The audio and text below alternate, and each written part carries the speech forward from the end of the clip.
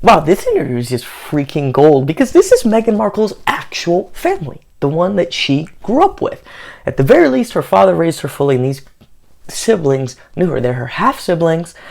So let's see some more of this. And it's so great because I hadn't seen this before, and so many of the deductions that we have made, some of you may have seen this, are consistent with what they're saying. So let's check it out. Not any more puzzled The interviewer's just asking if they're surprised by the things Meghan says. than I was when she said, I lost my father. We knew that she didn't lose our dad, she iced our father. And there's a very big difference. It was deliberate. But why do that, Samantha? Why do that to somebody? We'll get to that in a second, and I could see why the family's so upset. First of all, because Meghan treats everybody horribly. She just lies, say they never existed, say she never knew them, lies about her entire past. This showed earlier on her being homecoming queen, obviously loving it. She's always loved being the center of attention. She did not grow up as like poor or whatever. She was always treated well. And imagine you're the siblings, right? You have your father, you love your father, he's going through hard times, he's had a stroke, and you had your mother, who I'm not sure what happened with his first marriage, and then your father basically gets taken in by a shady woman, right? I don't know too much about Doria Ragland, but we know that she had a kid and then just left and was completely absent from the kid's life. Because if Meghan had pictures with her mom through that 20-year period, she would have shown them. So it seems like that was a woman who, whatever, Thomas Markle was pretty successful. She got with him. Your father has a kid with her, does everything for her, loves her, and you could see how much he matters, the kid matters, and she's your sister too, and then she just trashes everything. So you see your father get wrecked by this woman, and then by the kid he had with her, who's your half-sister, who pretends you don't exist. I'd be pretty upset. Your family. I'll tell you why. What she told the royal family, what she told Harry, wouldn't have jived, wouldn't have been consistent with the truth. But why make up those stories? Are you suggesting that she doesn't think that her family is good enough? Exactly.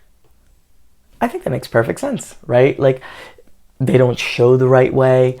A few things also I was thinking, just a little thought experiment, right? So the beginning of this is talking about Thomas Markle had a horrible stroke. He reached out to Meghan over and over and over. Let's just think about this, right? Aside from him being her father, aside from her lying about everything, he clearly raised her. All this footage is taken by him. He doted over her, treated her amazing. Here's a thought experiment. I have people I don't like who are never my friends, who've done horrible things to me. Not that bad, not just saying in general. I'm just using this thought experiment. Like people who've pulled one over on me over money or something. I don't think there's anyone, if I knew they had a debilitating stroke and they were like not able to talk for a while and they were like disabled from it, that if they repeatedly were calling me like, hey, I really want to talk to you, like please just talk to me, I think I'm gonna pass away soon, that I would not talk to.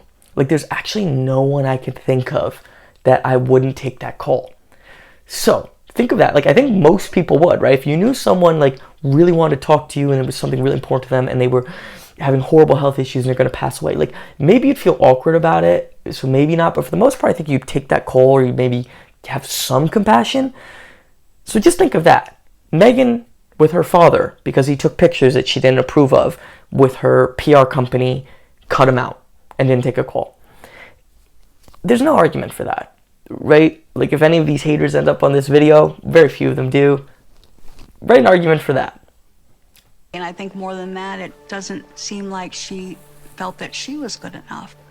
That seemingly in her mind, she had to inflate who she was to garner false admiration and to be accepted by the royals instead of saying, look.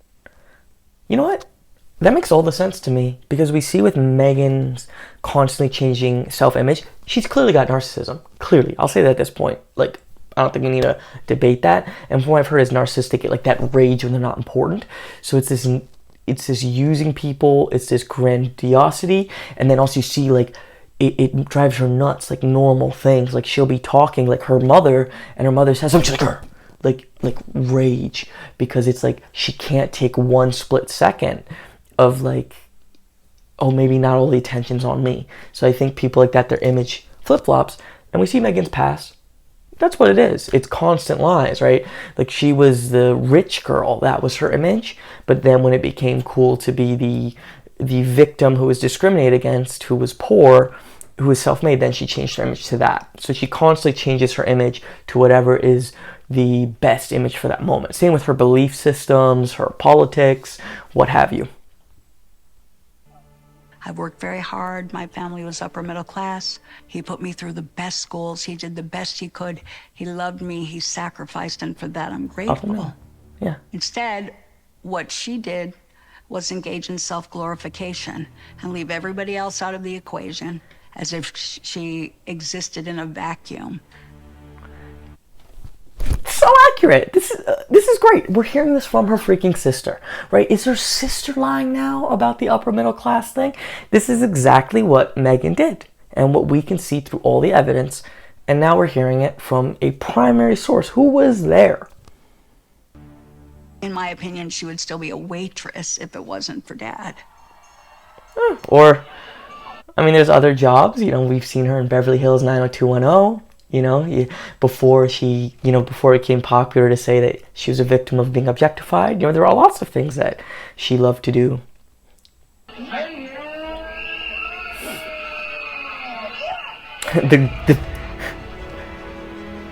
the beauty Determined queen.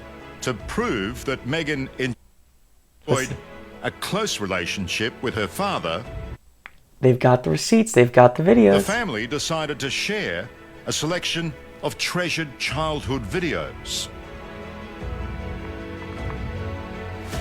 She and Dad had days at the ballpark. Now, I'm going to say my childhood was great. But I grew up when there was digital cameras. Or not, they were at least a lot more common than back then. It was a lot easier to film. There is not that much film of me. Right, and I'm not saying this is a bad thing, you know, I had a great, loving family or whatnot, but still, she had so much more film than anybody. Like, she was dotted over, like, so you can't say, like, oh yeah, like, I was a neglected child in a foster home in an orphanage, and I grew up, you know, on the streets, and oh, there's just a little film of me, when there's like 10 times more of it than there is of kids nowadays with digital. Like, it's crazy amount of clips out there. At the lake. What? Dance. I normally don't like to comment on kids, but, you know, she's an adult now. That seemed pretty bratty to me. What? I mean, maybe a lot of kids do that, but it's just funny. Like, that's like the first thing. What? The outings turned into regular lessons. And Thomas... Wow, look at that Sizzler buffet. She grew up so poor. You know, again, she was, upper middle class, all that. I'm also thinking, too, that her mother... I just made this connection recently because I was watching, I think, clips of the Netflix, and it was her mother. It was like interspliced, like Meghan talking about, oh, I wasn't going to live, and her mother like, oh, I was so hurt, and then completely dry face, doing fake wiping tears, and that was like, oh, it made me think, and like hearing the mother speak in that documentary, she seemed very dishonest as well. So I think there's one of two things, or a combination of the two with the mother. One is maybe the mother is a bit of a manipulator. I think that's possible because it seems like Thomas Markle was a really loving guy, and it seems like he got taken for a huge ride there. Like, this woman just came, whatever, left him with a kid. Like, that was that, right? Got zero support, just left holding the bag, and it got cut out later. So maybe she's like more savvy in a bad way about manipulating people. Like, maybe Meghan's like, hey, I'm gonna marry Prince, and they reconnect, like, yeah, get him, like, here's what you should do. Or she's like a yes woman. She's just like, hey, like, Meghan's got this thing and just will do what she wants.